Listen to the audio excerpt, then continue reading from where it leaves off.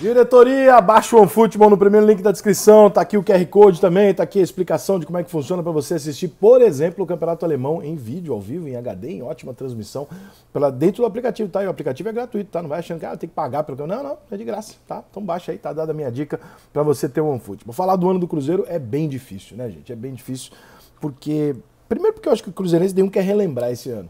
Segundo que não tem muita coisa para falar que não seja tragédia, tragédia, tragédia, tragédia. Não dá para você ficar avaliando aqui jogador, esse aqui, aquele ali, o desempenho desse ou daquele, num ambiente de salário de 6 meses atrasado, num caos do caralho, um clube quase quebrado. Termina com uma grande notícia. Nós tivemos esses dias a grande notícia do Ronaldo ter comprado o Cruzeiro. Por que isso é uma grande notícia, Henrique? Você tem convicção que o Ronaldo vai fazer uma boa gestão? Não, mas porque eu tenho convicção de que se tornou uma SA. E que se não der certo, amanhã alguém pode vir e comprar do Ronaldo. Ou seja, se essa gestão não funcionar, pode ser que outra pessoa, mas outra pessoa com disposto a colocar o dinheiro dele, e não gestão política.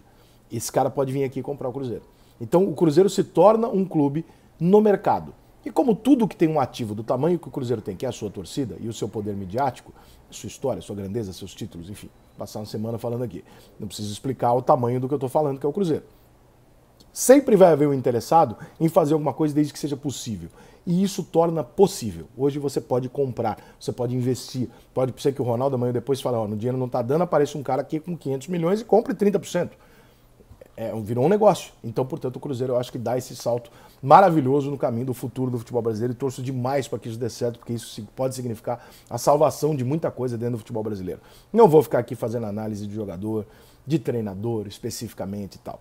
O momento do Cruzeiro, ele é horroroso. É um ano horroroso. Pra você ter uma noção dos números aqui, quando eu pegava a retrospectiva, no Campeonato Mineiro ele foi eliminado na semifinal com 2 derrotas para o América. O América terminou o Campeonato Brasileiro na Libertadores, isso significa que dá uma aliviada nessa avaliação de eliminação do Cruzeiro. Mas é o Campeonato Mineiro, né? O Cruzeiro não pode perder 2 jogos para um time tão menor do que ele assim, não é normal, né? Na Copa do Brasil, onde o Cruzeiro tradicionalmente é o pica das galáxias, ele passa do São Raimundo com empate fora de casa. Ele passa do América de Natal ganhando de 1-0 fora de casa e ele é eliminado pelo Juazeirense fora de casa, nos pênaltis. O Cruzeiro não pode ser eliminado pelo Juazeirense, mesmo estando na Série B. O Cruzeiro não pode fazer isso, né? Não com a naturalidade, com a maneira com que o Cruzeiro já está aceitando, já está normalizando essa situação. Termina o Campeonato Brasileiro da Série B em 14º lugar.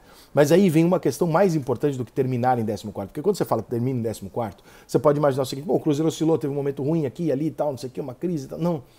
O Cruzeiro começou o campeonato nas primeiras 3 rodadas na zona de rebaixamento da Série B do Campeonato Brasileiro. Aí ele ganhou uma partida, foi para 14º. Perdeu outra, volta para 18º. Quando chega na metade do campeonato, ele está em 16º. Sendo que dessas 19 rodadas até a metade do primeiro turno, ele passou 7 delas na zona de rebaixamento para a Série C. Isso é um campeonato de pontos corridos. Não é o caso do rebaixamento do Fluminense. Foi um torneio super curto, onde o Fluminense foi lá, bobeou 2, 3 jogos e acabou caindo. Isso aqui é um campeonato que para você cair para a Série B, tu tem que ser ruim pra caralho. Só que aí vem o salário atrasado, vem a falta de comando, vem as questões políticas, vem uma série de circunstâncias que de fora é muito difícil chegar aqui e querer meter dedo na cara de jogador e treinador. Os caras não estão nem recebendo, irmão. Como é que você chega ali, né? Como é que você manda em alguém que você não cumpre a obrigação básica com essa pessoa? A hierarquia está diretamente atrelada às responsabilidades que são dadas a um e outro. A responsabilidade do Cruzeiro é pagar os jogadores. E quando você não paga, os jogadores obviamente obedecem menos.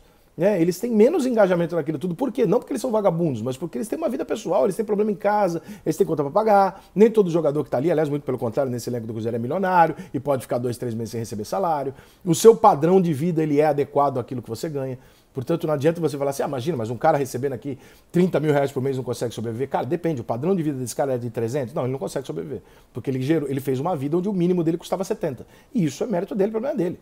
Então a conta dele é diferente.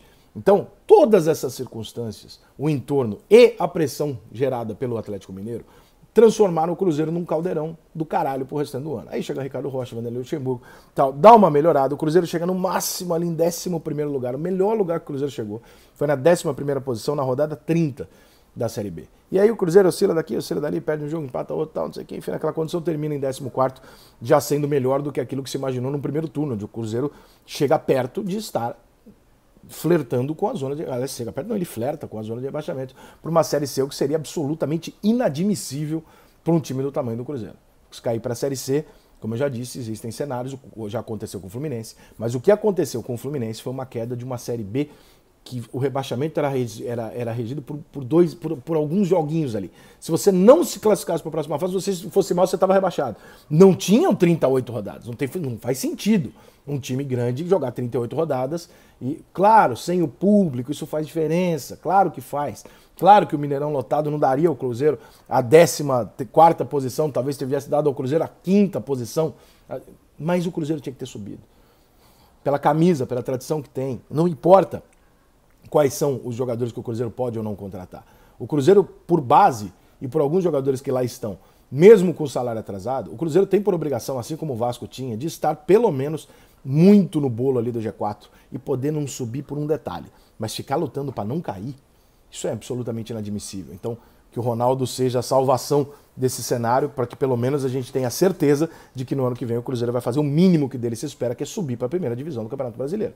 Porque é para isso que o Cruzeiro joga. Não faz nenhum sentido fazer qualquer tipo de cálculo, fazer qualquer tipo de análise, imaginando ser aceitável ou querendo colocar as coisas na seguinte situação. Olha, veja bem, diante dos anos recentes, eu acho que se o Cruzeiro fizer uma campanha, mas não tem isso. Não tem ano recente. Tem 100 anos de história. O Cruzeiro sobe. É assim que funciona. O Cruzeiro lá em cima. Não tem essa de, mas nos últimos anos foram uma merda. Os últimos anos foram atípicos, a tragédia. Os últimos anos não podem ser referência para absolutamente nada. Nem para dosar uma melhora. Se houver uma pequena melhora, é uma tragédia. A melhora tem que ser brutal. Com o Ronaldo, sem Ronaldo, com o que for. O Cruzeiro tem que subir de divisão de qualquer maneira. O Cruzeiro não pode não chegar na final do Campeonato Estadual. O Cruzeiro não pode perder a Copa do Brasil para o Juazeirense. Não pode viver cenários como o que ele viveu nessa temporada.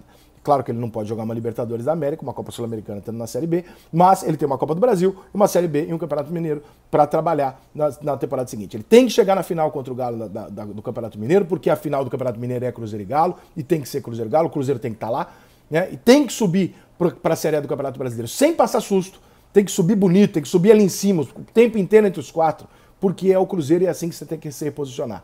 E como eu disse no começo do ano passado, vou repetir no começo desse ano aqui, Cruzeiro, Grêmio, trocando o Grêmio pelo Botafogo, né? Botafogo pelo Grêmio. E Vasco não podem entrar na Série B fazendo conta e olhando para o lado para ver qual que é o nível, a qualidade. Será que eu tô igual? Será que eu tô melhor que o São Raimundo? Será que eu tô... Pro caralho. Entra em campo, bota o pau na mesa e ganha. Mas eu não tô com dificuldade. Se vira. Agora, não usar camisa, torcida, tradição e o caralho entrar em campo em igualdade de condição para tomar porrada dentro do Mineirão, desculpa, cara. Aí é falta de noção de posicionamento. E o posicionamento do Cruzeiro tá errado. O Cruzeiro tem que se posicionar com um time gigantesco. Hoje o Atlético Mineiro tá ganhando a porra toda, não se esqueça que você é o maior problema dele. E se você é o maior problema dele, você sabe o seu tamanho.